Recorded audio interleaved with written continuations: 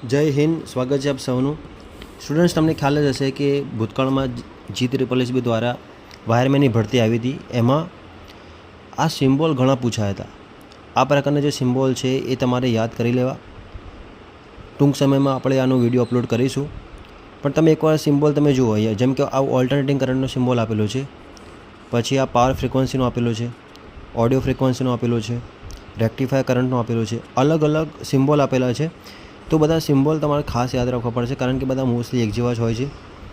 જેમ કે 3 ફેઝ, ત્યાં 3 ફેઝ 50 હર્ટ્ઝ આવૃત્તિ ઓલ્ટરનેટિંગ કરંટનો, ડાયરેક્ટ કરંટ 2 વાહકો, જો ડાયરેક્ટ કરંટ ન્યુટ્રલ સાથે 3 વાહકો, જેમ કે અંડરગ્રાઉન્ડ કેબલ છે, સબમરીન કેબલ છે, ઓવરહેડ લાઇન છે.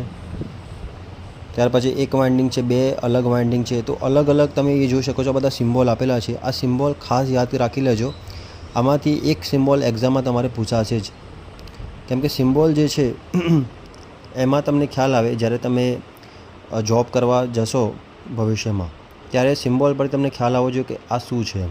પ્રશ્ન પણ અહીંયા આપેલા છે, જેમ કે ઇન્ડક્ટર છે, ઇમ્પિડન્સ છે, નોન રિએક્ટિવ રેઝિસ્ટર છે, વધારે ફ્રિકવન્સ ટેપિંગવાળું વોલ્ટેજ ડિવાઈડર છે.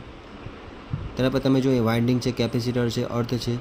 તો આ બધા સિમ્બોલનો આપણે વિડીયો ટૂંક સમયમાં અપલોડ કરીશું. ઓકે, જય હિન્દ.